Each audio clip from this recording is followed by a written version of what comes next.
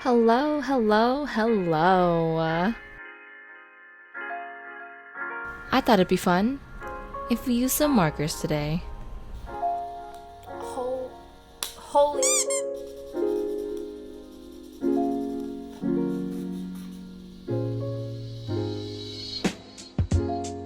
Close. I'm not even exaggerating. Oh, Jesus Christ. So, I don't use markers at all. It's not my thing. But when I went to Daiso, I saw a whole bunch of these markers and I just kind of went crazy and I got every single color. Each pack comes with 2 colors, as you can see, and each pack costs $1.50 to buy, which is a standard price you see at Daiso. So I thought it was a pretty great deal. So that kind of enticed me to get way too many colors.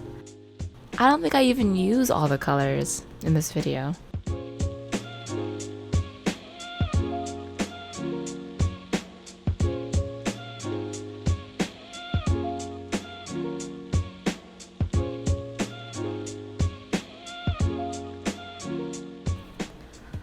So I start by unpacking all of my colors by putting them into the cute little wooden box that I have, which I also got from Daiso.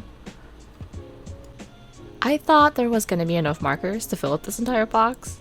I don't know why, but there ended up being a lot of room on the side, so I just kind of wrapped up all the plastic and just shoved it in there. Doesn't last very long, you'll see. Oh my god, so this is a really old sketchbook, but it's the only one that had decent enough paper where I wasn't afraid of it bleeding through too bad. I mostly used this sketchbook for inking and a little bit of marker work in the past. The stickers in the front are actually created by my friend. I'm thinking about making some stickers in the future, but who knows, we'll see.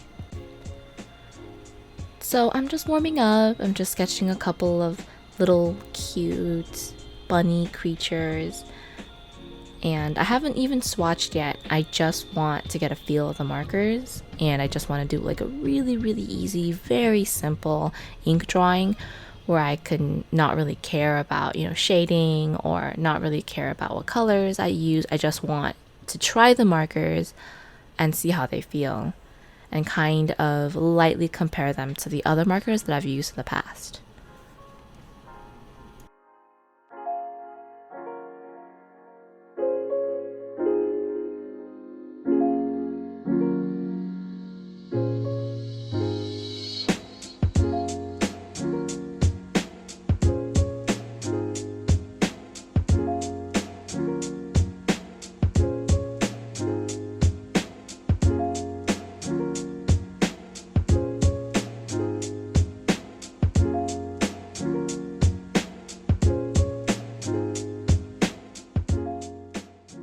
Alright, so I ended up drawing a really cute little cat creature and a little bunny creature. And the cat creature is giving an umbrella to the little bunny creature. Just something really nonsensical and not serious at all. And I'm just waving my hand like that because I want the ink to dry. And I went ahead and erased all the pencil off.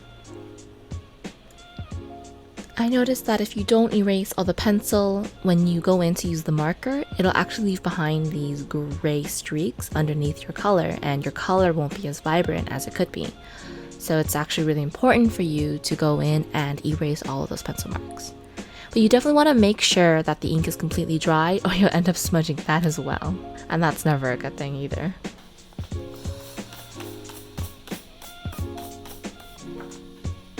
Whoops. Okay, so I accidentally smudged it because of the eraser, and I didn't wait long enough.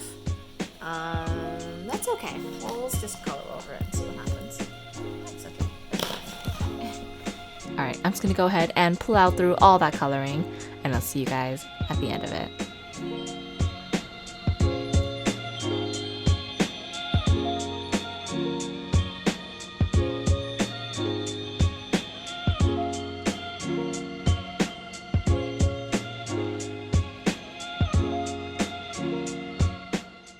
Alright, so I felt like the markers blended together pretty well, and the spillage to the back was pretty minimal. I don't think it bled any more than the Copic markers did. Or I guess for this example, I used the Touch brand. But yeah, definitely I don't think it bled any more than the other brands of alcoholic-based markers. I guess the one thing that I don't really like about this brand of marker is that I couldn't find an option for a brush pen. As you can see here, my favorite types of markers, especially these alcoholic markers, is when when one of the ends has a brush pen option. I just kind of feel that the brush pen tip is a little bit more my style, and I like the pinch of the option that it gives me. Also, I have no idea why, and I'm not exaggerating in this video, but these pens, these Fluently pens from Daiso, were so extremely hard to open. I had to struggle so hard, and I was like, why? I'm not even weak. I'm not even that weak, guys. Anyway, that was a little sidetracked, but yeah, super hard to open. The Fluently markers come with a thin side and a flat side. The thin side is really nice for getting in there doing the little detail work, and the flat side is really nice for those big, broad brush strokes. The flat side is also great for swatches, which is what we're going to do next. We're going to go ahead and swatch all these bad boys, just so I can see the colors that we have on all the options that we get to work with. So right here, I'm using a watercolor paper. I'm not sure of the weight precisely. It's a pretty thick water paper. I just didn't want it bleeding out onto my table is all. So I just went ahead and used that to swatch all my colors. And I plan to draw a little something more on the side after I'm done swatching. I used to never really like markers. I mean, I still don't think I prefer them over other mediums. I just think I'm a little less scared now. I used to be really scared of using markers just because they seem so final. Like if you made a mistake, that just kind of felt, uh-oh, that's it. You have to really commit to that mistake. But I think after I started drawing more and realized that it doesn't really matter even if you do make a mistake, you know, you can always try to like cover it up, or you could just finish the artwork and move on to the next one. Like it became less scary, I guess, in a sense. And I think that's why I enjoy traditional mediums a little bit more now. And I'm actually really looking forward to working with gouache and maybe some more inking projects in the future. And also definitely watercolor. I've always really liked watercolor, and I think I'm going to revisit that. It's just a little interesting because I've always been more hands-on with art. I like the arts and crafts side of art a lot. I've always have since I've been little. I think it comes from my mom. My mom really enjoys all that stuff, and she passed the love down to me. So I think that's what I really want to concentrate on for this channel. I think maybe indulging myself in what I really want to do as opposed to what I should do will be healthier for me and really push me and motivate me to make more of these videos. And I really wanted to pass down this love to you guys. Okay. Enough of that. So now that I'm done with the swatching, I have now access to a beautiful key of all the colors, so I can always reference back to this sheet here if I ever need to know what the color looks like on paper, because sometimes it looks a little different on paper than it actually does on the marker. So it is a pretty good idea to go ahead and swatch all your markers just so you can see what the color actually looks like on paper.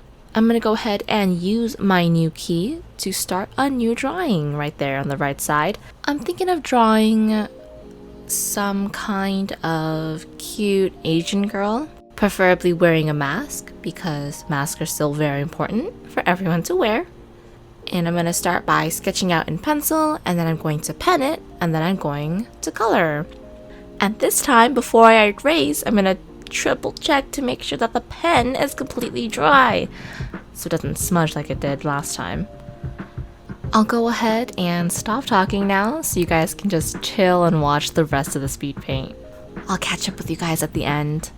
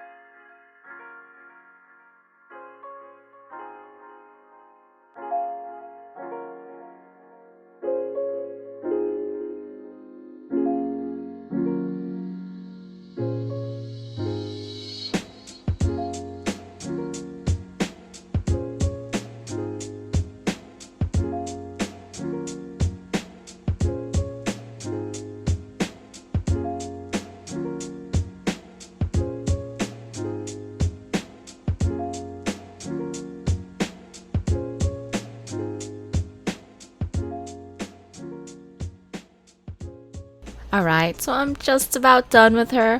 I'm just gonna pop on a little black mask over her face. So overall, I actually had a lot more fun with this whole thing than I anticipated I would. When I first thought of doing a video of me using markers, I was terrified because I was like, oh no, I'm gonna have to draw like 10 different drawings until I can get something suitable. But I actually only ended up drawing 2 drawings, so I thought it was pretty good. It really reminded me how much I missed the feel of the pencil, the pen, and the marker, because as soon as I was able to, I just quit traditional art cold turkey, and I never looked back.